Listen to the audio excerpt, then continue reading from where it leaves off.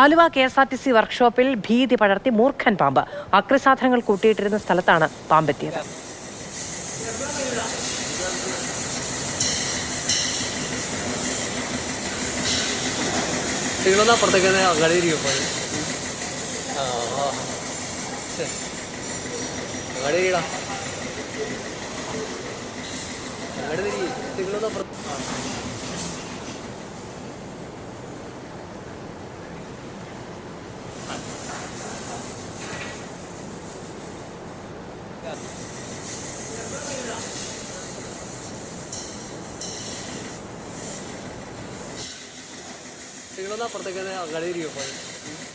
ചേരുന്നു രാഗിനി, പാമ്പിനെ പിടികൂടിയോ?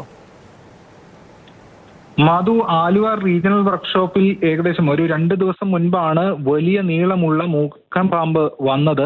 ജീവനക്കാരാണ് ഇത് കണ്ടത്. ഈ ആക്രി സാധനങ്ങൾ കൂട്ടിയിട്ടിരിക്കുന്ന സ്ഥലത്താണ് പാമ്പ് എത്തിയത്. അവിടെ തൊട്ടടുത്ത് തന്നെ വാഷിംഗ് ഏരിയയും ഉണ്ട്.